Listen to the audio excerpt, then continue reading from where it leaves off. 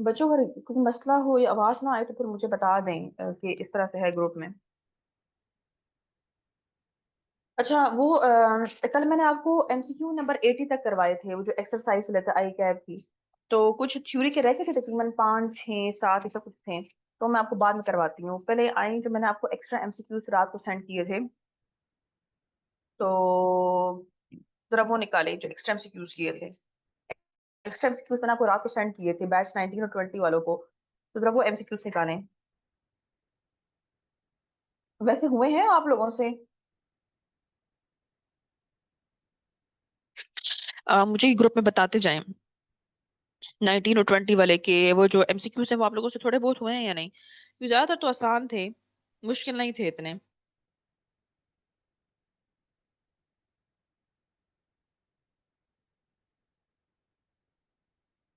19 और 20 वाले आप लोगों से पूछ रही हूँ, वो एमसीक्यूज जो मैंने आपको एक्स्ट्रा सेंड किए थे वो आप लोगों से हुए हैं या नहीं।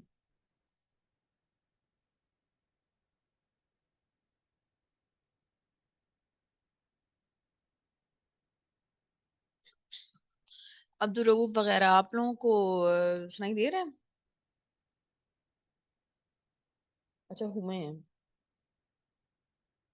चले हाँ मैं करवाती हूँ ना, ताकि जब थोड़े बहुत चीजें हैं समझाने वाली, कुछ चीजें ऐसी होती जो आप लोग एमसीक्यूज कर तो लेते हैं लेकिन खुद से चीजें करके फिर कर लेते हैं। तो अगर कुछ मसला है तो फिर मैं वो करवा देती हूँ। आए जरा। हाँ मैंने ये कहा था कि सिर्फ कोशिश करें, ट्राई करें, बेशक हुआ है ना हुआ वो बात की बातें हैं। अच्छा आपने पहले सबसे पहले एमसीक्यू नंबर 1 नहीं करना, ठीक है। एमसीक्यू नंबर 1 जब आप करेंगे ना, एक चैप्टर है आपका इन्वेंटरीज का, लास्ट चैप्टर है आपका, चैप्टर नंबर 9 है। मैं आपको उसमें करवाऊंगी, तो फिलहाल एमसीक्यू नंबर 1 जो है वो स्किप कर दें। अगर हो गया तो वेल एंड गुड, लेकिन फिलहाल सबसे कॉन्सेप्ट जो है वो थोड़ा सा लेंथी है, तो वो मैं आपको इन्वेंटरीज वाले चैप्टर में करवाऊंगी, वो स्किप कर दें। एमसीक्यू नंबर 2, एमसीक्यू नंबर 2 में वो कहता है, which of the following pairs of items would appear on the same side of the trial balance. अच्छा अब इस एमसीक्यू में एक्चुअली जो ये एमसीक्यू जब मैंने बनाए थे तो ये ओवरऑल पूरी बुक के हिसाब से बनाए थे ना, तो इसमें कुछ चीजें ऐसी हैं जो आपने पढ़ी नहीं हुई हैं। तो इसलिए मैं जस्ट आपको इतना बताऊंगी कि इसकी नेचर ये है, इसकी नेचर ये है। वो आप जस्ट लिखिए अपने पास, जब वो चैप्टर मैं करवाऊंगी ना, जैसे यहाँ पर अक्रूवल्स एंड प्री पेमेंट्स की बात हो रही है, वो आपने चैप्टर अभी तक पढ़ा नहीं है, वो चैप्टर नंबर 4 है। जब मैं आपको वो करवाऊंगी तब मैं आपको उसमें बताऊंगी, लेकिन आपने जो है सिर्फ अभी लिखना है कि इसकी क्या नेचर है। जैसे एमसीक्यू नंबर 2 में कहता है, बताओ ट्रायल बैलेंस में कौन सी चीजें सेम साइड पर आती हैं। आप जानते हैं ट्रायल बैलेंस की दो साइड्स होती हैं, debit side and credit side. तो सबसे पहले देखिए ऑप्शन ए। ऑप्शन ए में वो आपसे कहता है ड्राइंग्स। ड्राइंग्स की नेचर आपको पता है क्या होती है। ड्राइंग्स को हम कहते हैं कॉन्ट्रा टू कैपिटल, ये कैपिटल के अपोजिट है, यानी इसकी नेचर डेबिट है, क्योंकि कैपिटल की क्रेडिट होती है। तो अगर ड्राइंग्स डेबिट साइड पर आता है, तो अक्रूवल्स का अगर आपको याद हो, मैंने आपको जब कॉन्सेप्ट करवाया था, prudence concept, accruals and pre payment concept, तो उसमें मैंने आपको बताया था अक्रूवल्स बाय नेचर लाइबिलिटी है। तो अक्रू जब आप भी फिलहाल इतना ही आप याद रखें, जब चैप्टर नंबर 4 में आपको करवाऊंगी, वो अच्छा खासा लेंथी एक चैप्टर है, मुश्किल चैप्टर है अक्रूवल्स वाला, उसमें मैं आपको डिटेल में करवाऊंगी। फिलहाल आप इतना याद रखिए कि अक्रूवल्स बाय नेचर लाइबिलिटी है, और लाइबिलिटी की नेचर क्रेडिट साइड पर होती है। और इस एमसीक्यू में वो क्या मांग रहा है आपसे कि बताओ कौन सा वाली जो चीज है वो सेम साइड पर आती है। अब ड्राइंग्स डेबिट साइड पर आ रही है तो अक्रूवल्स क्रेडिट साइड पर आ रही है, तो ये तो सेम साइड पे ना आई। उसके बाद ऑप्शन बी देखें, कहता है कैरिज आउटवर्ड। अच्छा कैरिज आउटवर्ड का मतलब होता है कि एक होता है कैरिज इनवर्ड, कैरिज इनवर्ड। देखिए नाम से लग रहा है कैरिज, उठाओ, इन मतलब वो कहता है कि अंदर फैक्ट्री में लाने का खर्चा। जैसे आपकी कंपनी है, आपका स्टोर है, तो जब आप चीजें लेकर आते हैं किसी सप्लायर से स्टोर में, तो ट्रक के थ्रू आता है, या सुजुकी वगैरह आप करवाते हैं, कोई ट्रांसपोर्ट वगैरह का बंदोबस्त करते हैं आप, गाड़ी वगैरह का, तो वो अल्लाह वास्ते आपके लिए तो चीजें सप्लायर से आपकी दुकान पे नहीं लेकर आता, वो इसके बदले अच्छे खासे आपसे ट्रांसपोर्टेशन के चार्जेस लेता है। तो कैरेज इनवर्ड को हम ट्रांसपोर्टेशन चार्ज भी कहते हैं। तो ट्रांसपोर्टेशन चार्ज यानी आपका ये एक्सपेंस होता है। तो ट्रांसपोर्टेशन एक्सपेंस, और आप जानते हैं एक्सपेंस की नेचर क्या होती है, डेबिट होती है। तो ये याद रखें कि कैरेज इनवर्ट का मतलब होता है जो आप सप्लायर से अपनी फैक्ट्री, अपनी दुकान या अपने स्टोर में जो चीजें लेकर आते हैं, उसके अवज जो आप ट्रांसपोर्टेशन का खर्चा देते हैं उस गाड़ी वाले को, उस सुजुकी वाले को, ट्रक वाले को, वो कैरेज इनवर्ट होता है। इनवर्ट मींस अंदर फैक्ट्री में, अंदर स्टोर में लाने का खर्चा। तो वो एक्सपेंस है, उसकी नेचर क्या होती है, डेबिट होती है। एक आपके पास होता है कैरेज आउटवर्ड, ये भी कैरेज आउटवर्ड, ये भी एक्सपेंस है। ऐसे वैसे क्या लग रहा है, कैरेज इनवर्ड का मतलब है फैक्ट्री में इन लाने का खर्चा। तो कैरेज आउटवर्ड का मतलब है जैसे कि आपका एक बिजनेस है, आपका एक स्टोर है, आपको फूड पांडा का बिजनेस ले लें, सिंपल जो आसान है। तो फूड पांडा वाले क्या करते हैं, वो एक ऑफर लगाते हैं कि सर आपको हम फ्री डिलीवरी देंगे। अक्सर आपने सुना होगा ऑनलाइन वाले जब कोई चीज आपको बेचते हैं तो वो आपसे कहते हैं जी हम अगर इतने आपने रुपीस की चीजें हमसे खरीदी तो हम आपको फ्री डिलीवरी देंगे। तो इसका मतलब है फ्री डिलीवरी का कि वो जो अपनी फैक्ट्री से अपने स्टोर से आप तक जो पहुंचाएंगे, वो कोई अल्लाह वास्ते तो ऑब्वियस सी बात है नहीं होगा, हवा में तो नहीं आएंगी, उसके बदले भी तो वो कंपनी वाले की कोई ना कोई पैसे दे रहे होंगे कुरियर वाले को। अब जो कुरियर वाले को जो पैसे दे रहे हैं वो उनका खर्चा है, क्योंकि वो पैसे आप अदा नहीं करेंगे, वो कंपनी वाले अदा करेंगे। तो कैरेज आउटवर्ड का मतलब होता है कि आपकी फैक्ट्री से आउट, आपकी फैक्ट्री से निकला और कस्टमर तक पहुंचाने का जो ट्रांसपोर्टेशन का खर्चा होता है वो कैरेज आउटवर्ड होता है। तो कैरेज इनवर्ड और कैरेज आउटवर्ड,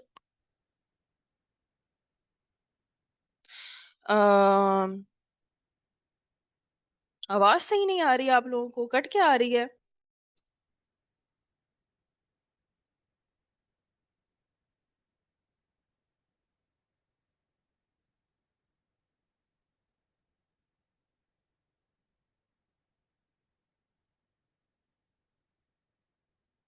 ये उधर नेट का इशू है क्या? अभी तो मैंने बैच 18 सॉरी 16 17 18 क्लास ली है R1 की, उसमें तो इशू नहीं आ रहा था। अभी क्यों नेट का इशू आ रहा है पैक में, है क्या?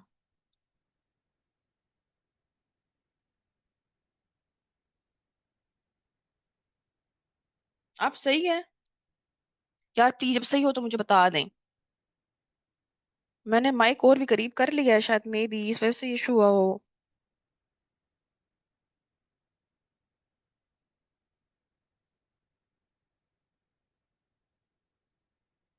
अच्छा सही है, अब सही है यार, ठीक हो गया, खैर इतने गिले ना करें। अच्छा, कैरेज आउटवर्ड का मतलब होता है कि आपकी फैक्ट्री से आउट, आपकी फैक्ट्री से जो कस्टमर तक पहुंचाने का खर्चा होता है वो कैरेज आउटवर्ड होता है। आपने अपने कस्टमर को ऑफर दी कि सर मैडम आप हमसे चीजें खरीदें, हम आपको फ्री डिलीवरी करेंगे। अब वो जो फ्री डिलीवरी तो उस बेचारे कस्टमर के लिए है, खुश तो वो होगा, खफा तो आप होंगे, क्योंकि वो पैसे तो आपको भरने पड़ेंगे ऑन बिहाफ ऑफ कस्टमर। तो कैरेज आउटवर्ड का मतलब होता है वो जो आप कस्टमर तक पहुंचाने की जो कुरियर की चार्जेस होते हैं वो आप अपनी जेब से भरेंगे। तो ये भी तो आपका नुकसान हुआ, तो ये भी एक्सपेंस है। तो कैरेज इनवर्ड भी एक्सपेंस है आपका, कैरेज आउटवर्ड भी एक्सपेंस है। तो दोनों की नेचर सेम है। तो कैरेज, अब यहाँ पर ऑप्शन बी में उसने किस चीज की बात की हुई है, ऑप्शन बी में उसने बात की हुई है कैरेज आउटवर्ड की। तो कैरेज आउटवर्ड की नेचर क्या हुई, डेबिट हुई।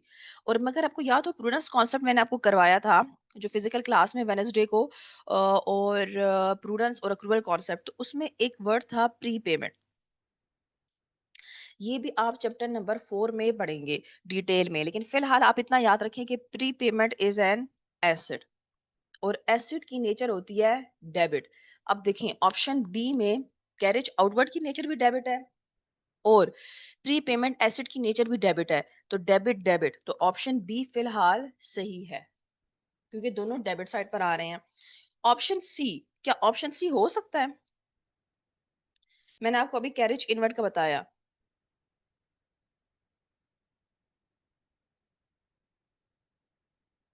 क्या ऑप्शन सी है?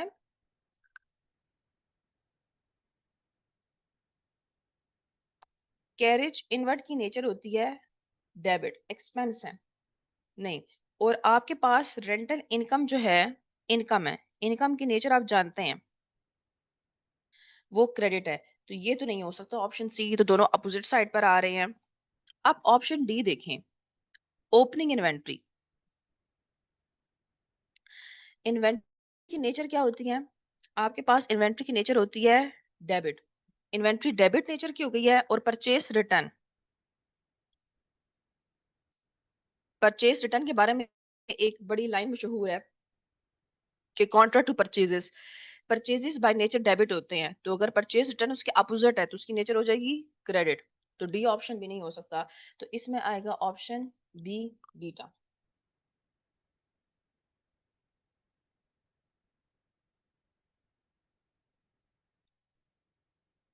अच्छा मैं काम क्या करूंगी, मैंने भी बैच 16 17 18 को भी बोला है कि जब क्लास एंड होगी ना तो मैं आपको पिक्चर सेंड कर दिया करूंगी जितने भी एमसीक्यूज होंगे। जैसे हम व्हाइट बोर्ड की पिक्चर नहीं सेंड कर देते हैं, उसी तरह कि फॉर एग्जांपल अगर आप लेक्चर्स ना भी पूरा लेना चाहें कि हम पूरा लेक्चर्स नहीं ले सकते हैं, आपने लिया हुआ है, तो फिर आपको एटलीस्ट वो पिक्चर्स के थ्रू ना वो एमसीक्यू सॉल्व मिलेंगे, तो आप वो फिर अपने पास घर में जाके कॉपी कर लें। तो इससे फिर आपको आसानी हो जाएगी। तो ये मैं आज से करूंगी कि आप लोगों को पूरी जो लिखा हुआ होगा ना उसकी पिक्चर सेंड करती जाऊंगी। तो बस फिर आप लोग उसे अपने पास राइट डाउन कर दीजिएगा कॉपी रजिस्टर्स में। बेशक आप इसे ना भी लिखें, अभी फिलहाल कोई मसला नहीं है, मैं आपको सेंड कर दूंगी, आप घर में लिख लें उसको। अच्छा, एमसीक्यू नंबर 3 कहता है Andrea started a taxi business by transferring her car at a value of 5000। Andrea बहन ऑनर है, उसने बिजनेस स्टार्ट किया। और जब बिजनेस स्टार्ट होता है, मैंने आपको पहले भी कहा था कि पैसा, गाड़ी, फर्नीचर ये सब कौन लेकर आ रहा होता है? ऑनर लेकर आ रहा होता है। तो ऑनर जो एंड्रिया है इस एमसीक्यू नंबर 3 में वो गाड़ी टैक्सी लेकर आई है 5000 की। Into the business what accounting entries are required to record this transaction. Double entries बताओ। एंट्री या टैक्सी या कार लेकर आई बिजनेस में, तो जब भी ऑनर कोई भी चीज लेकर आए, चाहे पैसा हो, गाड़ी हो, घर हो, जो भी हो, तो आप उसे कहते हैं कैपिटल हो रहा है। तो वो कैपिटल की फॉर्म में क्या लेकर आई है? कार लेकर आई है। तो बिजनेस में कार आया, बिजनेस के पास कार बढ़ गया। कार बाय नेचर एसेट है, तो एसेट जब बढ़ता है तो डेबिट होता है। कितने हजार से बढ़ गया कार? डेबिट 5000 से। और कैपिटल क्रेडिट हो जाएगा 5000 से। तो आप ये डबल एंट्री करेंगे कि कार्ड डेबिट और कैपिटल क्रेडिट, क्योंकि एंट्री ऑनर है तो जब वो लेकर आएगी तो कैपिटल क्रेडिट हो जाएगा। तो इसमें ऑप्शन आएगा ऑप्शन सी।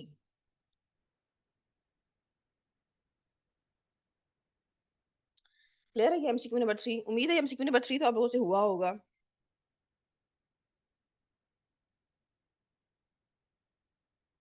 हाँ जी।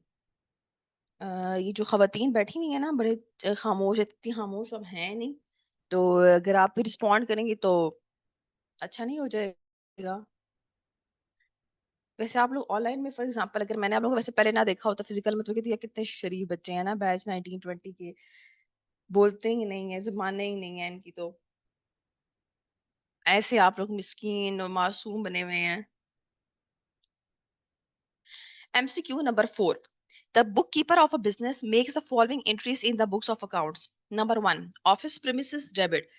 प्रीमिसेस मींस एसेट, डेबिट हो रहा है 5 लाख से। और पेबल लाइबिलिटी क्रेडिट हो रही है, बढ़ रही है 5 लाख से। These increase record which of the following business transaction. अब इस एमसीक्यू नंबर 4 में एग्जामिनर ने आपको डबल एंट्री दे के बताया, बताओ इस डबल एंट्री का मतलब क्या है। जैसे मैं व्हाइट बोर्ड पर एक व्हाइट आपको लिख के दूं डबल एंट्री, और मैं बताऊं, बताओ इसको कैसे, इस इवेंट को डिस्क्राइब करोगे, इस इवेंट का क्या मतलब हुआ। तो सबसे पहले वो कहता है the business has taken out a bank loan to refurbish the head office. नहीं, ऐसा तो कुछ भी नहीं है। ऑप्शन ए तो नहीं हो सकता। The business has paid an outstanding. Paid का मतलब होता है कैश आपकी जेब से गया। तो इस डबल एंट्री में तो कैश का कोई जिक्र ही नहीं है, तो बी ऑप्शन भी नहीं हो सकता। सी देखें, the business has purchased a non current asset on credit. हाँ जी, बिजनेस ने नॉन करंट एसेट खरीदा, ऑफिस प्रीमिसेस खरीदे 5 लाख के, बिल्कुल ठीक है, और कर्जे पे ऑन क्रेडिट खरीदे, तभी तो लाइबिलिटी क्रेडिट हो रही है, ज्यादा हो रही है। अब ये तो सही लग रहा है फिलहाल। डी देखें, the business has purchased a non current asset for cash. इस डबल एंट्री में तो कैश कोई जिक्र ही नहीं है ना, डेबिट ना क्रेडिट। तो इसमें मोस्ट रेलेवेंट ऑप्शन है वो है कि बिजनेस ने एसेट खरीदा और ऑन क्रेडिट कर्जे पे खरीदा। तो इसलिए ऑफिस प्रेमिसेस डेबिट और पेबल लाइबिलिटी क्रेडिट। तो ऑप्शन आएगा एमसीक्यू नंबर 4 में सी।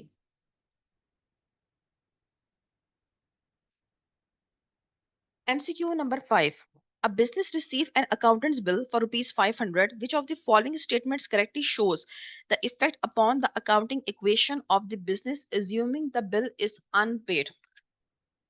आपकी फर्म में आप समझ लें, ठीक है, आपकी फर्म में इंटर्नीज होंगे, अकाउंटेंट्स होंगे, आप उन्हें पैसे दे रहे हैं 500 रुपए। तो सैलरीज वगैरह देना या कोई बिल वगैरह भरना आपका एक्सपेंस होता है।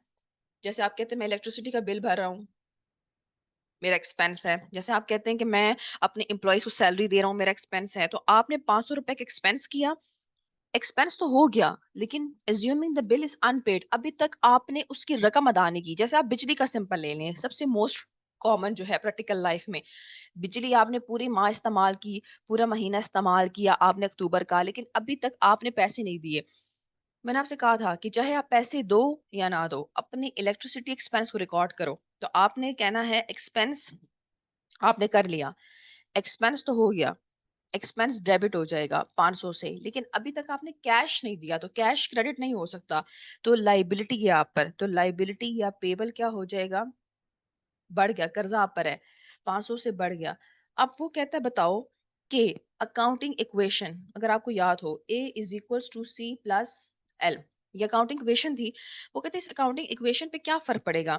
सबसे पहले देखिए, मैंने आपको बताया था एक्सपेंस इंक्रीज तो कैपिटल डिक्रीज, कैपिटल कम हो जाएगा 500 से, कैपिटल कम हो गया।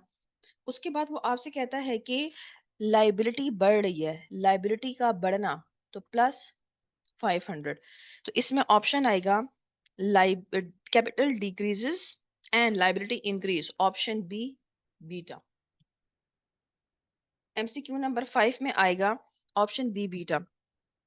मैं हर एमसीक्यू के बाद थोड़ी देर 1 सेकंड के लिए खामोश होंगी, तो प्लीज जिसको जो इशू जिस पॉइंट में होगा मुझे वो मैसेज कर दे कि ये पॉइंट या ये एमसीक्यू दोबारा बता दे, ताकि फिर मैं दोबारा बता दूं।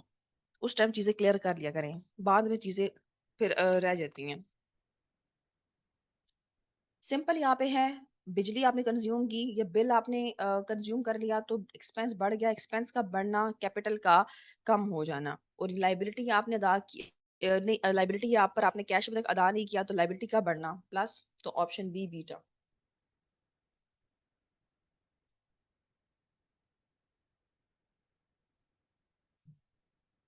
एमसीक्यू नंबर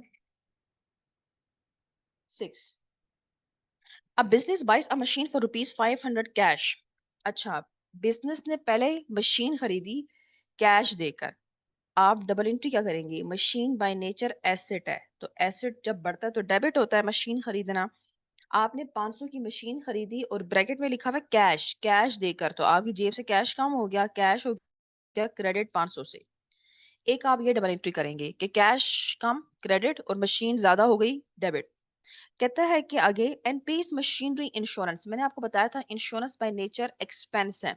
जब आप अक्सर गाड़ी खरीदते हैं तो आप नहीं कहते गाड़ी तो मैंने खरीद ली, गाड़ी डेबिट कैश क्रेडिट, लेकिन साथ मैंने इंश्योरेंस भी अदा किया, तो इंश्योरेंस बाय नेचर एक्सपेंस है।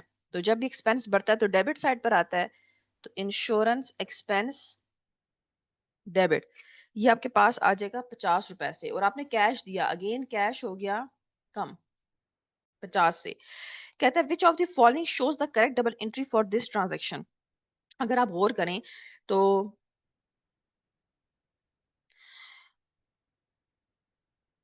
अच्छा, एमसीक्यू नंबर 5 में एक बच्चा पूछ रहा है कि कैपिटल कैसे कम हो गया। मुबशिर, आपके पास इलेक्ट्रिसिटी जब आप कंज्यूम करते हैं तो इलेक्ट्रिसिटी बाय नेचर क्या है, एक्सपेंस है, तो एक्सपेंस का बढ़ना कैपिटल का कम हो जाना। हम जब अकाउंटिंग इक्वेशन करते थे तो हम अकाउंटिंग इक्वेशन में इनकम और एक्सपेंस को कैपिटल में एडजस्ट करते थे। तो इनकम और कैपिटल का डायरेक्ट रिलेशन होता है, जबकि एक्सपेंस और कैपिटल का इनवर्स। तो जब एक्सपेंस खर्चे बढ़ेंगे तो फिर कैपिटल कम हो जाए, तो इसलिए हमने एमसीक्यू नंबर 5 में कैपिटल को डिक्रीज किया।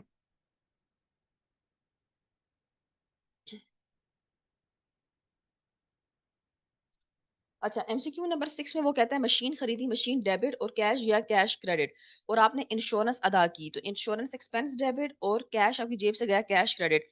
अगर मैं इन दोनों डबल एंट्रीज को देखूं तो इनमें दो चीजें कॉमन है, कैश क्रेडिट, कैश क्रेडिट। तो मैं इन दो डबल एंट्रीज को इकट्ठा करके ऐसे भी लिख सकती हूँ कि machine debit 500, machine insurance debit expense है 50, और कैश को जूं के दोनों कैश दोनों डबल एंट्रीज में क्रेडिट क्रेडिट हो रहे हैं तो क्रेडिट क्रेडिट में ऐड कर सकती हूँ, तो 500 50। तो इसमें ऑप्शन आएगा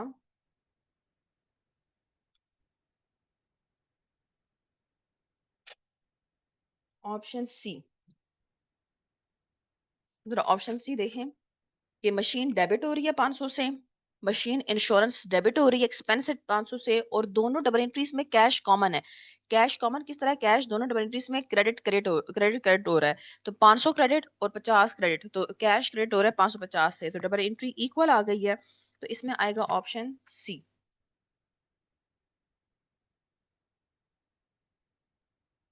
ये सारी गर्ल्स आई हुई हैं।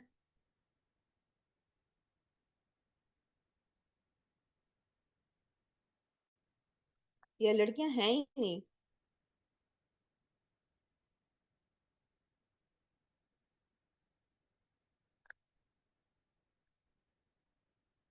19 और 20 वाली गर्ल्स, आप लोग भी बताएं कि कोई मसला वगैरह है तो।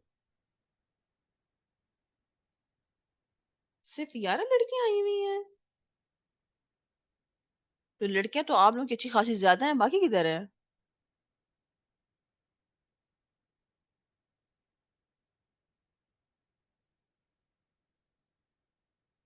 ये क्या बात हुई है, ये लड़की क्यों नहीं आ रही हैं?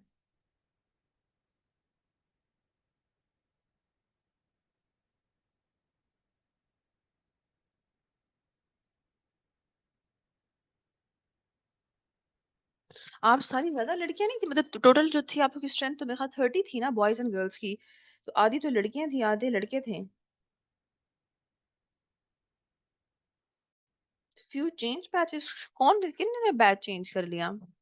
एक तो वो थी ना, एक लड़की थी जो लेट आई थी काफी। एक तो वो थी, वो कह रही थी कि मैं बैच चेंज करूंगी, क्योंकि वो काफी, जब हम आगे जा चुके तब आई थी।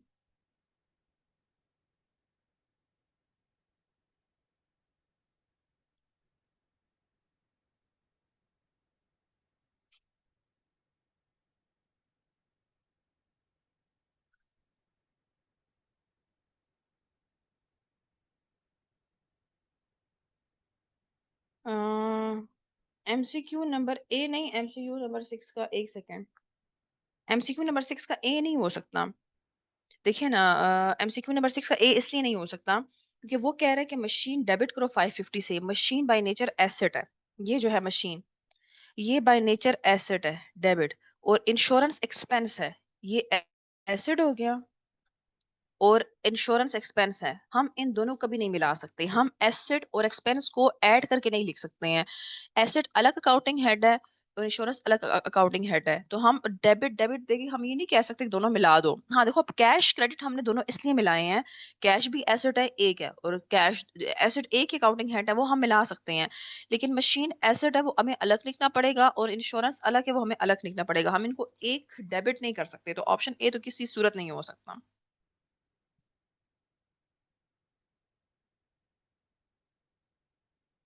अच्छा, अब आए एमसीक्यू नंबर 7 पर।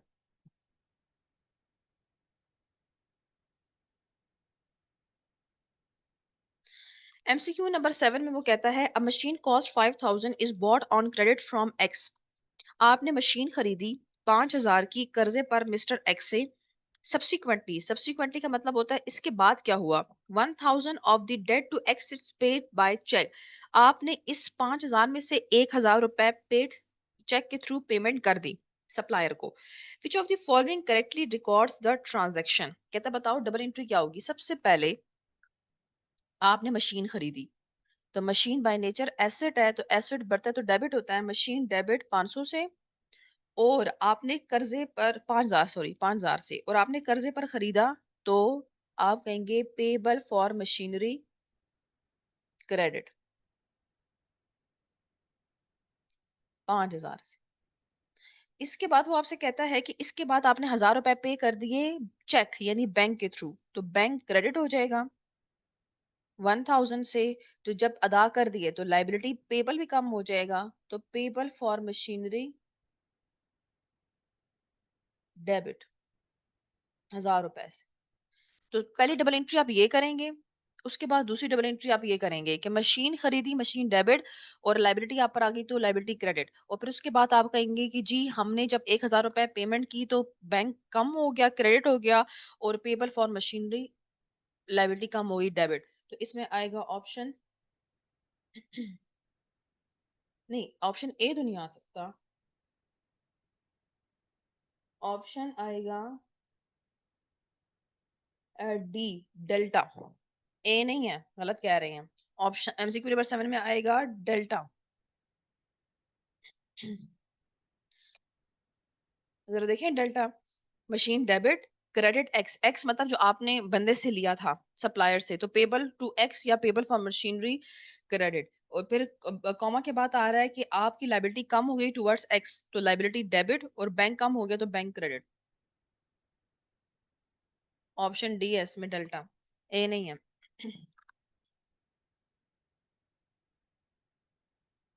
MCQ number 8, which of the following should appear on the credit side of a suppliers account. अच्छा ये फिलहाल 8 छोड़ दें, 8 थोड़ा सा मुश्किल है, बाद में समझाऊंगी। एमसीक्यू नंबर 9 पर आए। विच of the following statement is correct, कहते हैं इनमें से बताओ कौन सी चीज, कौन सी स्टेटमेंट सही है। The balance on a bank loan account will appear in the debit column.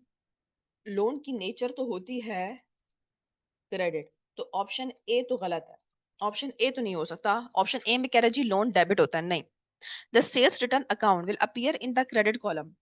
Option B कहता है सेल्स रिटर्न की नेचर जो है वो क्रेडिट होती है, नहीं। बी, ऑप्शन बी गलत है, क्योंकि सेल्स रिटर्न की नेचर डेबिट होती है, तो ये भी गलत है।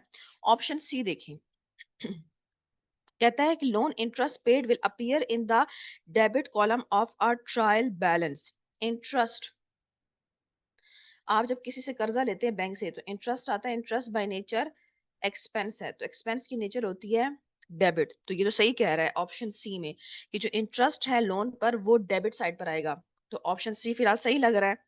ऑप्शन डी देखें, कहता है purchase return will appear in the debit column.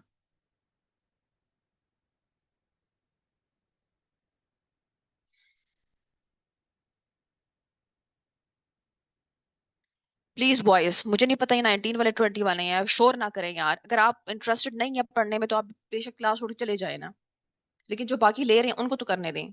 आप बच्चे थोड़ी हैं नर्सरी क्लास के जो आपको स्पेशल एक बंदा आएगा आपके सामने, जो आपके सामने खड़ा होगा कि जी आप ऑनलाइन क्लास ले रहे हैं और आपने खामोशी अख्तियार करी है। प्लीज, आप लोग बड़े हैं तो थोड़ा सा ख्याल रखें इस चीज का। एमसीक्यू नंबर डी देखें, purchase return will appear in the debit column of a trial balance. Purchase return की नेचर जो होती है वो आपके पास होती है क्रेडिट, तो वो डेबिट कह रहा है, तो ऑप्शन डी भी गलत है। अच्छा ई वाला छोड़ दें, हर एमसीक्यू के 4 ऑप्शंस होते हैं, 5 ऑप्शंस नहीं होते हैं, तो ई वाला छोड़ दें, ई वैसे ही लिखा हुआ है। तो इसमें आएगा ऑप्शन सी, यानी interest expense by nature expense है, तो इसलिए इसकी नेचर डेबिट होगी, तो इसमें आएगा ऑप्शन सी।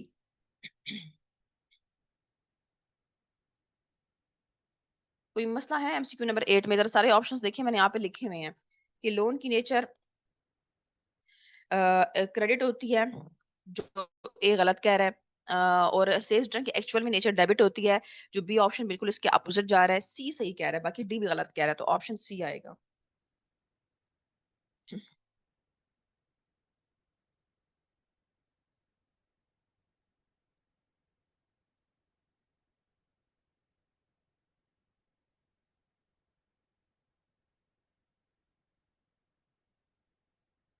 देखिए मुबशिर, एमसीक्यू नंबर 8 में वो सिंपल आपसे ये कह रहा है कि नहीं नहीं, सॉरी, मैंने 8 नहीं करवाया, ये मैंने एमसीक्यू नंबर 9 करवाया, सॉरी, ये 9 है।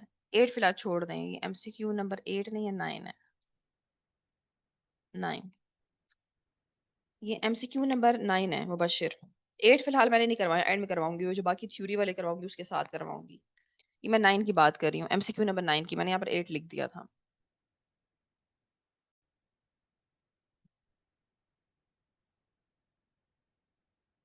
मैंने अपनी नंबरिंग गलत दे दी, इसलिए आप कंफ्यूज हो गए हैं।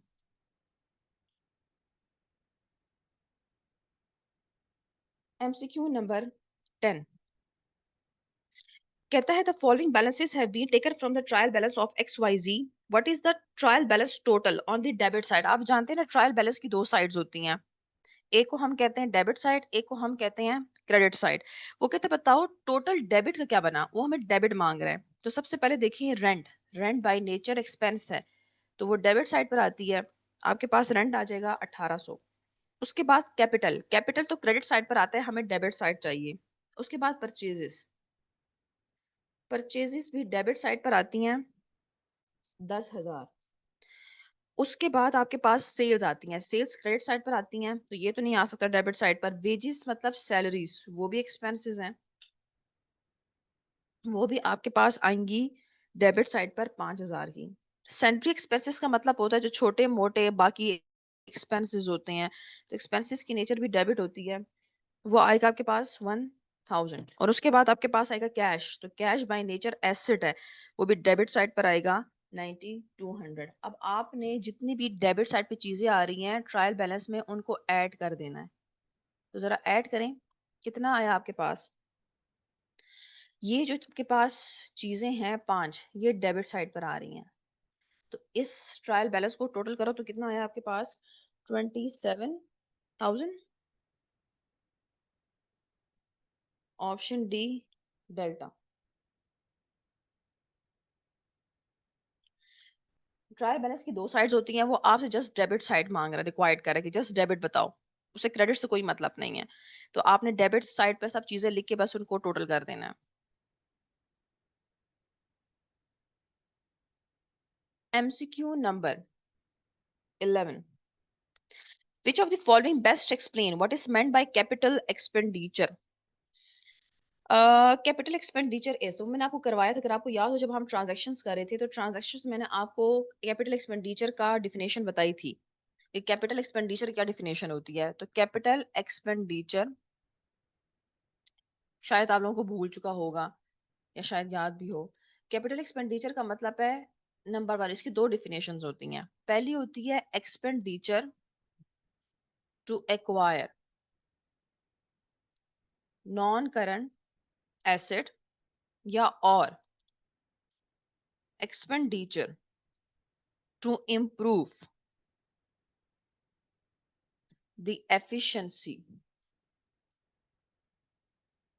Of the non current asset. वो आपसे कहता है कि एक्सपेंडिचर, जब आप किसी नॉन करंट एसेट को खरीदते हो, खरीदते हुए जो खर्चा होता है एक्सपेंडिचर होता है, उस एक्सपेंडिचर को हम कहते हैं कैपिटल एक्सपेंडिचर। या इसकी दूसरी डेफिनेशन है कि फॉर एग्जांपल किसी नॉन करंट एसेट की एफिशिएंसी आपने बढ़ा दी, इंक्रीज कर दी, तो उस पे जो खर्चा आएगा उसे भी आप कहते हैं कैपिटल एक्सपेंडिचर। ये मैंने करवाया था, आपको रिवाइज करना चाहिए। तो इसमें आएगा ऑप्शन डी, डेल्टा।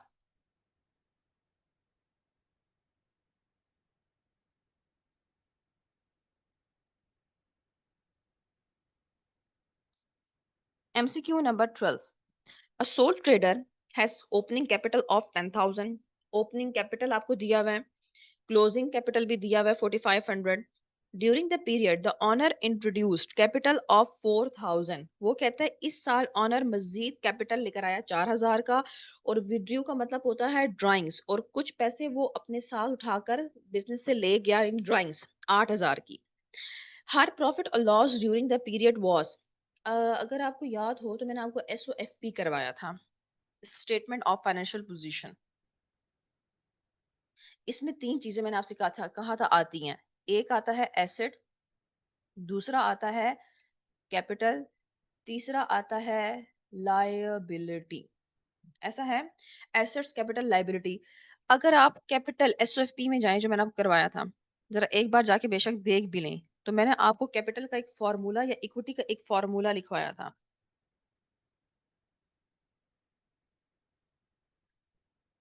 अच्छा, MCQ नंबर 12 में वो आपसे मांग रहा है कि उसने कुछ चीजें आपको दी हुई हैं, opening capital, closing capital, capital, new capital owner लेकर आया और ड्राइंग्स की ऑनर ने। तो कैपिटल कैपिटल कैपिटल में एडजस्ट होगा।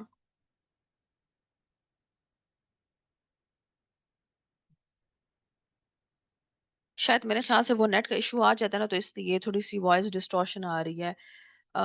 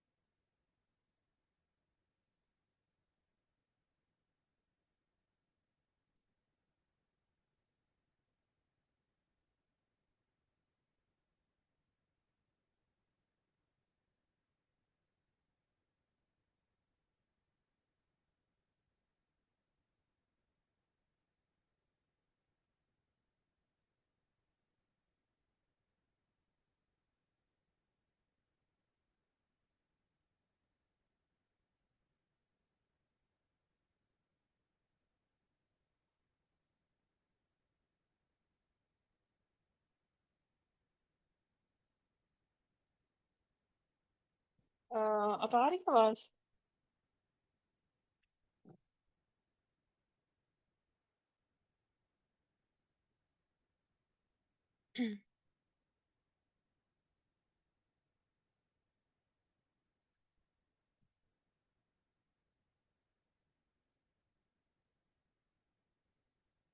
मुझे काइंडली बच्चे बता दें आप लोग, अगर अभी आवाज आ रही है तो।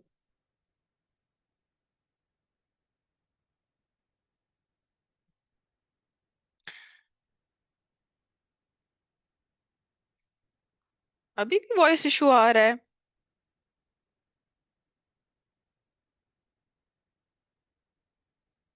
यार आ रही है, अभी कह रहे हैं आप लोग कि नहीं आ रही है।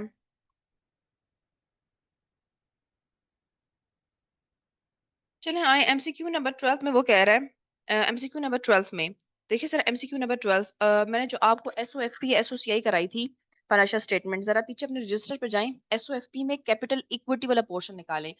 एसओएफपी में आप तीन चीजें बनाते हैं, एसेट्स, कैपिटल, लाइबिलिटी। तो उसमें कैपिटल इक्विटी वाले जरा पोर्शन पर जाएं।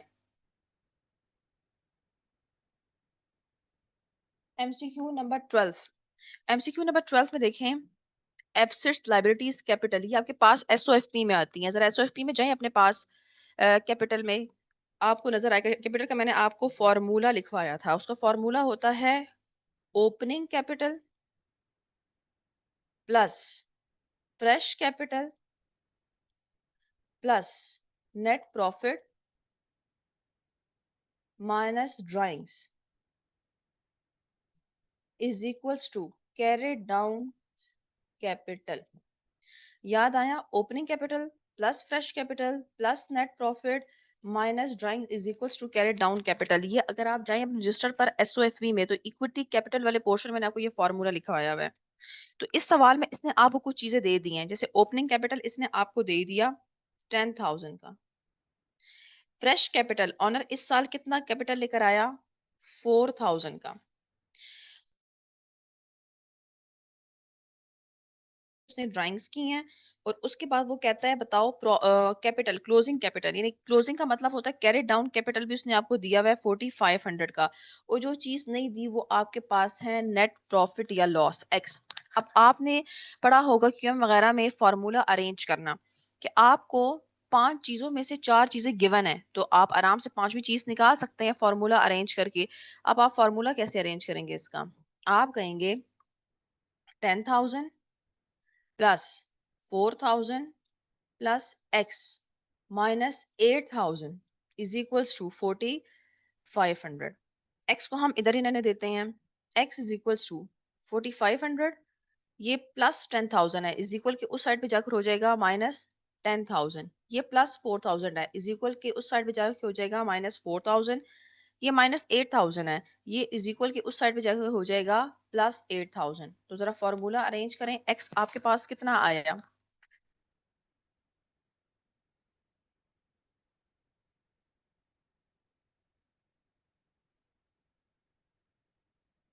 हाँ, -1,500। अच्छा, अगर फॉर एग्जाम्पल ये प्रॉफिट होता तो ये प्लस होता। मुनाफा हमेशा प्लस में शो होता है, पॉजिटिव होता है।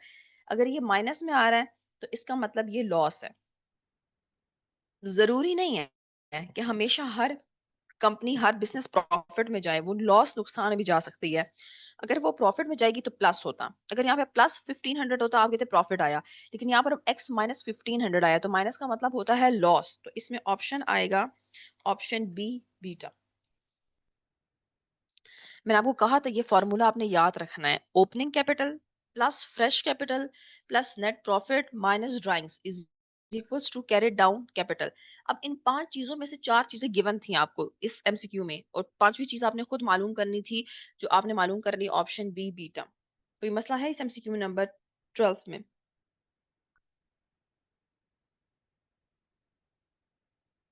बॉयज एंड गर्ल्स, ये समझ आ गई है 12?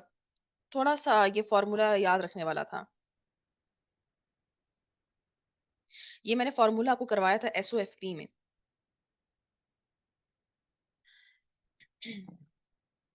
अगर कोई मसला हो तो मुझे फिर मैसेज कर दें अभी, कि ये दोबारा बता दें।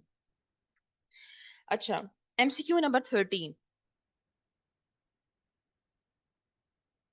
एमसीक्यू नंबर 13 में कहता है a business has incurred the following expenses you are to complete a table indicating whether the expenditure is capital expenditure और रेवेन्यू एक्सपेंडिचर। आपको नीचे चार चीजें दी हुई हैं और वो आपसे कहता है बताओ ये कैपिटल एक्सपेंडिचर है या रेवेन्यू एक्सपेंडिचर है। सबसे पहले रीडेकोरेशन। एक चीज आपने हमेशा याद रखनी है कि रीडेकोरेशन हमेशा आपके पास होता है रेवेन्यू एक्सपेंडिचर। ये मैंने आपको करवाया था capital expenditure and revenue expenditure, और अभी आज भी कैपिटल एक्सपेंडिचर का मैंने आपको फॉर्मूला करवाया हुआ है, सॉरी डिफिनेशन करवाई है। तो रीडेकोरेशन हमेशा ये याद रखें रेवेन्यू एक्सपेंडिचर होता है, ये कैपिटल एक्सपेंडिचर नहीं होता।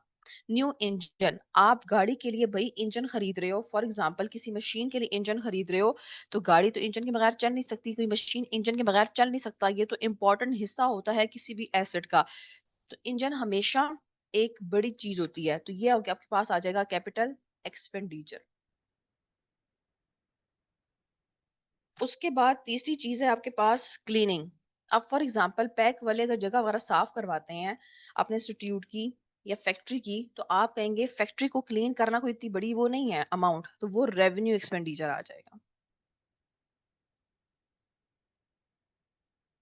और चौथी चीज आपके पास है परचेस ऑफ डिलीवरी वैन। आपने नॉन करंट एसेट खरीदा, वैन गाड़ी खरीदी, तो गाड़ी खरीदना इस कैपिटल एक्सपेंडिचर। बड़ी अमाउंट की गाड़ियां और वैन होती हैं तो कैपिटल एक्सपेंडिचर। तो रीडेकोरेशन आपके पास हो गया revenue expenditure. New engine is non current asset, एक हिस्सा है नॉन करंट एसेट का, गाड़ी का, मशीन का, से बगैर तो चल ही नहीं सकती ना मशीन ना गाड़ी, तो कैपिटल एक्सपेंडिचर हो गया। क्लीनिंग सफाई वगैरह करना है रेवेन्यू एक्सपेंडिचर, छोटे मोटे खर्चे होते हैं। और वैन इज कैपिटल एक्सपेंडिचर, बड़ी अमाउंट का खर्चा होता है ये।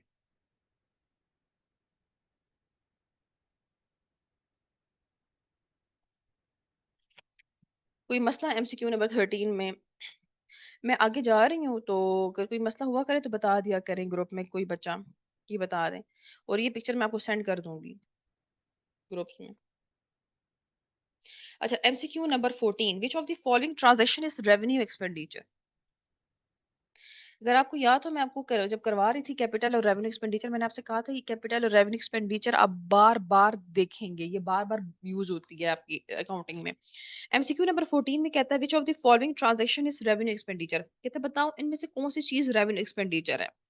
Expenditure resulting in improvement to property, भाई प्रॉपर्टी का इम्प्रूवमेंट, मैंने आपसे कहा था इम्प्रूवमेंट एफिशिएंसी इंक्रीज करना इज कैपिटल एक्सपेंडिचर। तो ऑप्शन ए तो कैपिटल एक्सपेंडिचर है, वो तो नहीं हो सकता। B expenditure on heat and light. Heat and light का मतलब है कि आपका इलेक्ट्रिसिटी वगैरह खर्चा, तो electricity expense is revenue expenditure. C देखें purchasing non current asset, non current asset खरीदना। नॉन करंट एसेट खरीदने का मतलब है आप पूरा एसेट खरीद रहे हो और पूरा एसेट खरीदना इस कैपिटल एक्सपेंडिचर। और D repaying a bank overdraft. Capital expenditure और रेवेन्यू एक्सपेंडिचर में सारी गेम एक्सपेंसेस और एसेट की होती है। कैपिटल एक्सपेंडिचर और रेवेन्यू एक्सपेंडिचर में लाइबिलिटी का कोई भी कॉन्सेप्ट नहीं है, तो कभी भी आपने लाइबिलिटी को कैपिटल एक्सपेंडिचर या रेवेन्यू में एडजस्ट नहीं करना। लाइबिलिटी का कोई ताल्लुक नहीं होता इसके साथ, तो ऑप्शन डी भी नहीं हो सकता। तो इसमें आएगा ऑप्शन बी बीटा। मैंने अगर आपको जब कैपिटल और रेवेन्यू एक्सपेंडिचर करा रही थी, तो मैंने आपसे कहा था ऑल टाइप ऑफ एक्सपेंसेस और revenue expenditure. For example electricity expense, salaries expense, insurance expense, और उसके बाद आपके पास आएगा इंटरेस्ट एक्सपेंस, रेंट एक्सपेंस। ये जितने भी एक्सपेंसेस हैं एक्सेट्रा, ये आपके पास हमेशा आएंगे रेवेन्यू एक्सपेंडिचर में, तो इसलिए ऑप्शन आएगा ऑप्शन बी बीटा। नहीं मुबशिर, डेकोरेशन करना इम्प्रूवमेंट नहीं होती है। देखिए डेकोरेशन का मतलब है आपने घर लिया, ठीक है। अगर आप घर लेते हैं तो घर लेना, आप अगर उस घर को सजाओ ना भी तो आप उसके बगैर गुजारा कर सकते हो। तो कैपिटल एक्सपेंडिचर में एक चीज याद रखें, कैपिटल एक्सपेंडिचर का मतलब होता है कि वो एक्सपेंडिचर कुछ खर्चे ऐसे होते हैं जिसके बगैर कोई भी चीज़ चल नहीं पाती है, तो वो एक्सपेंडिचर कहलाता है।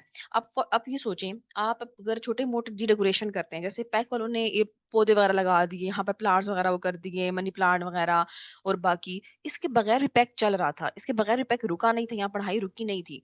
तो जस्ट रीडेकोरेशन करना ये छोटे-मोटे खर्चे होते हैं। मतलब आप खुद सोचिए कितना रेवेन्यू है पैक का, अगर उसके आगे अगर वो करेंगे थोड़े बहुत खर्चे रीडेकोरेशन का, वो छोटे एक्सपेंसेस हैं, छोटी सी अमाउंट है, तो वो इतनी बड़ी अमाउंट नहीं है। तो इसलिए जो छोटी अमाउंट के जो खर्चे होते हैं ना, वो आपके पास रेवेन्यू एक्सपेंडिचर में कैटेगराइज होते हैं।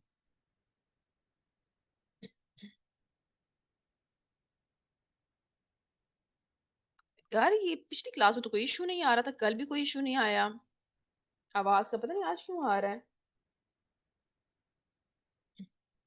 मैं सुबह से पढ़ा रही हूँ क्लासेस, लेकिन कोई इशू नहीं आ रहा।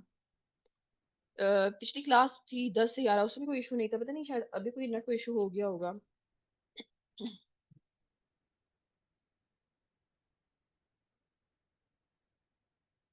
एमसीक्यू नंबर 15 कहता है which of the following best describes income. इनमें से कौन सी चीज जो है वो इनकम को डिस्क्राइब करती बताती है। कहता है कि money withdrawn bye a soul trader. Money जब पैसा कोई बंदा उठा के ले जाए ऑनर, तो वो तो ड्राइंग्स होती हैं, वो इनकम तो नहीं होती है। ए ऑप्शन तो नहीं आ सकता। Money is earn from the sale of goods and services during the period. हाँ जी, जब आप पैसा कमाते हो चीजें सेल करके या सर्विसेज दे के, तो सर्विस देकर या चीजें बेचकर जो आप मनी पैसा कमाते हो, हम उसे कहते हैं ये हमारी इनकम है। तो एमसीक्यू नंबर 15 में आएगा option B, beta.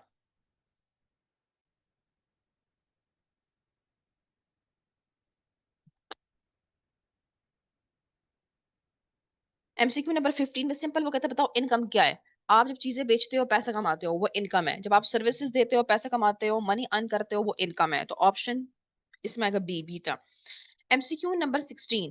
Which of the following statement is correct? A credit entry is required to record an increase in expenses. जरा सोचें, जब एक्सपेंसेस बढ़ते हैं, जब खर्चे बढ़ते हैं, तो वो डेबिट होते हैं, क्रेडिट होते हैं। ऑप्शन ए कहता है कि एक्सपेंसेस का बढ़ना क्रेडिट साइड पर आता है, गलत है। ए एमसीयू गलत कह रहा है, जब एक्सपेंसेस खर्चे बढ़ते हैं तो वो डेबिट साइड पे आते हैं, ना कि क्रेडिट साइड पर आते हैं। बी में वो कहता है कि a credit entry is required to record a increase in income. हाँ जी, जब इनकम बढ़ती है तो इनकम का बढ़ना क्रेडिट साइड पर आता है, क्योंकि इनकम की नेचर क्रेडिट है। बी तो फिलहाल सही लग रहा है। सी में वो कहता है a debit entry is required to record a increase in income. नहीं, इनकम का बढ़ना क्रेडिट साइड पर आता है, ना कि डेबिट पर। तो सी भी नहीं हो सकता। डी, डेल्टा, कहता है a debit entry is required to record a decrease in expenses. Expenses जब बढ़ते हैं तब डेबिट होते हैं, जब एक्सपेंसेस कम होंगे तो वो क्रेडिट होंगे। तो ऑप्शन डी भी गलत है। तो इसमें आएगा ऑप्शन बी, बीटा, क्योंकि एक्सपेंस की नेचर होती है डेबिट जब इंक्रीज होती है। जब एक्सपेंसेस कम होते हैं तो वो क्रेडिट होते हैं। जब इनकम बढ़ती है तो वो क्रेडिट होती है, नेचर। एमसीक्यू नंबर 16 में ऑप्शन बी, बीटा सही है। क्लियर है MCQ number 16।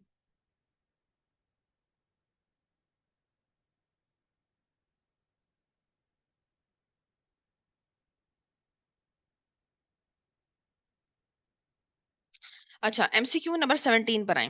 MCQ number 17। MCQ number 17 में वो आपसे कहता है कि विच of the following transaction will result in a reduction in asset. कहता है बताओ इनमें से कौन सी ऐसी ट्रांजेक्शन है जिनकी वजह से एसेट की वर्थ वैल्यू कम हो जाती है। Number one, payment to supplier. Option one देखिए, वन, जब आप किसी सप्लायर को पेमेंट करते हो, तो पेमेंट का मतलब होता है कैश आपकी जेब से गया, तो कैश गया, कैश का चला जाना, एसेट क्या हो गया, कम हो गया। कैश कम हो गया यानी एसेट कम हो गया, ये भी सही है। अब टू देखें। टू, टू में कहता है कि receipt of cash from customer. Receipt का मतलब होता है पैसा वसूल करना, लेना। तो ये तो कैश आया, तो कैश आने का मतलब है एसेट कम नहीं हुआ बल्कि एसेट इंक्रीज हो गया। तो बी ऑप्शन टू सेकंड वाला तो नहीं हो सकता, वो कह रहा है रिडक्शन, कम होना।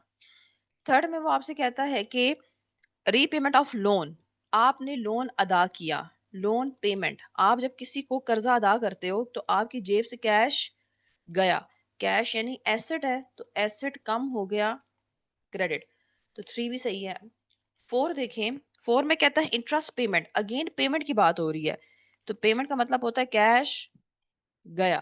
तो कैश जाने का मतलब है एसेट कम हो गया, तो ये भी सही है। तो इसमें ऑप्शन आएगा वन, थ्री, फोर, यानी ऑप्शन डी, डेल्टा।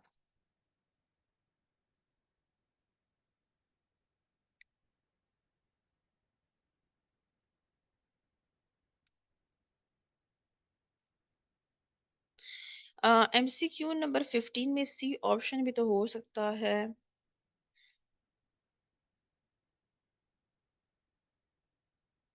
हाँ बिल्कुल, एमसीक्यू नंबर 15 में सी ऑप्शन भी हो सकता है। लेकिन उसने अगर आपसे कहा होता ना कि दो ऑप्शंस बताओ, तो फिर आप कहते बी एंड सी, दोनों ठीक है। लेकिन अगर उसने एक ऑप्शन मांगा हुआ है, तो फिर अगर आप मोस्ट रेलेवेंट की तरफ जाते हो, तो फिर आप ऑप्शन बी भी ज्यादा क्लिक करते हो कि ये ज्यादा रेलेवेंट है। क्योंकि देखें, ज्यादा जितनी भी कंपनीज है दुनिया में, या तो वो चीजें सेल करके इनकम कमाती है या सर्विसेज दे के इनकम कमाती हैं। बहुत कम कंपनीज होती हैं, बहुत कम लोग होते हैं जो इंटरेस्ट के थ्रू पैसे कमा रहे होते हैं।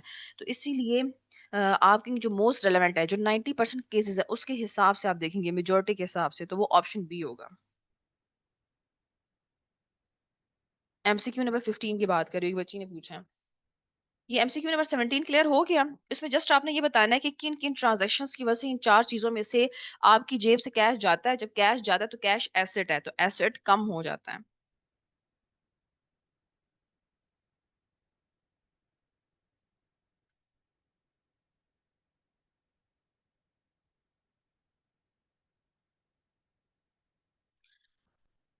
देखें, ऑप्शन जो आप कह रही है, फोर्थ ऑप्शन, इसकी जो बात कर रही हैं कि हमें ये नहीं पता कि कैश आ रहा है जा रहा है, इसकी इंटरेस्ट पेमेंट। देखिए, पेमेंट पेमेंट का, अगर वो कहता है ना, इंटरेस्ट पेमेंट का मतलब होता है आप पेमेंट कर रहे हो, आपकी जेब से कैश चला गया।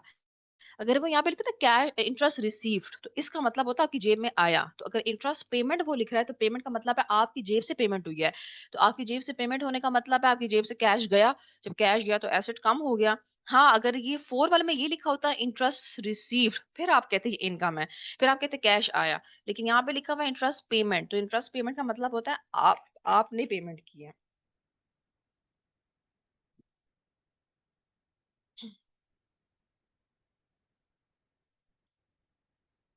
MCQ number 18। एमसीक्यू नंबर 18 में वो आपसे कहता है कि what does a debit balance usually represent. बताओ, कहते हैं इनमें से किस चीज की नेचर जो है वो डेबिट होती है। जरा ऑप्शन ए देखें। ऑप्शन ए में कहता है वो आपसे कि इनकम, एसेट्स एंड इनकम। नहीं, एसेट्स तो डेबिट होते हैं लेकिन इनकम डेबिट नहीं होती है, ये तो गलत है। उसके बाद वो आपसे कहता है कि लाइबिलिटीज एंड इनकम। हाँ जी, लाइबिलिटी भी डेबिट होती है, सॉरी क्रेडिट होती है, और इनकम भी क्रेडिट होती है। ये तो सही है। लेकिन नहीं, उसने डेबिट मांगा हुआ है, सॉरी डेबिट, तो ये भी नहीं हो सकता। सी, एसेट्स एंड एक्सपेंसेस, हाँ ये सही है, क्योंकि एसेट्स की नेचर भी डेबिट होती है और एक्सपेंसेस की नेचर भी डेबिट होती है, तो उसने मांगा ही डेबिट है रिक्वायरमेंट में, तो ऑप्शन आएगा सी। डी क्यों नहीं है? क्योंकि डी में वो कहता है कि लाइबिलिटीज की तो नेचर क्रेडिट होती है, जबकि एक्सपेंसेस की डेबिट होती है। एमसीक्यू नंबर 18 में तो वो आपसे वो चीज मांग रहा है कि जिसमें दोनों चीजें डेबिट हैं, तो एसेट की नेचर भी डेबिट है और एक्सपेंस की नेचर भी डेबिट है, तो इसमें आएगा ऑप्शन सी। ये तो सिंपल था।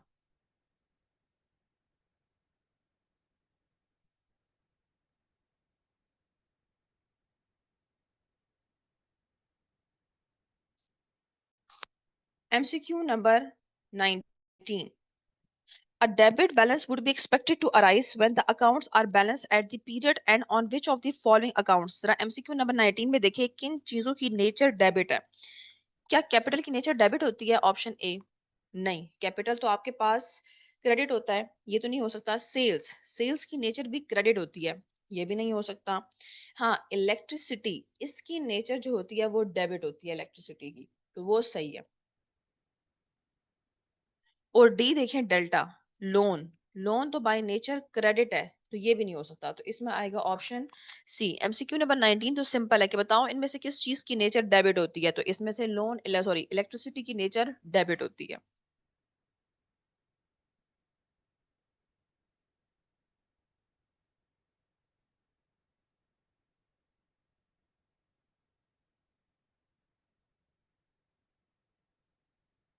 MCQ number 20। What is the double entry required to record the withdrawal of cash from a business bank account by the owner?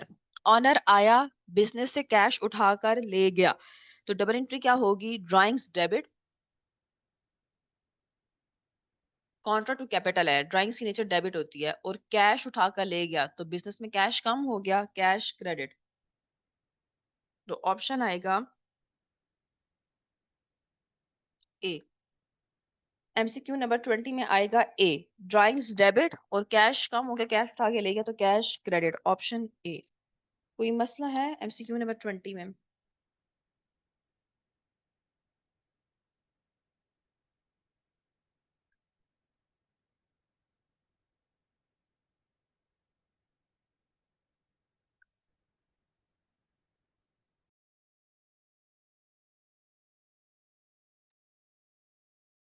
Boys कोई मसला है एमसीक्यू नंबर 20 में? सिंपल है, ड्राइंग्स की डबल एंट्री आपने करनी है, ड्राइंग्स डेबिट और कैश क्रेडिट करके।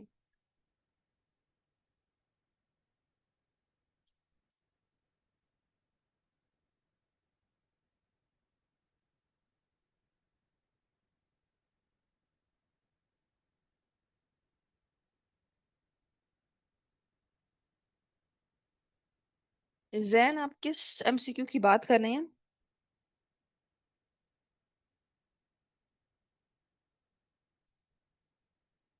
जैन मुझे बता दें किस एमसीक्यू की आप बात करें, मुझे समझ नहीं आई आपकी इस बात की।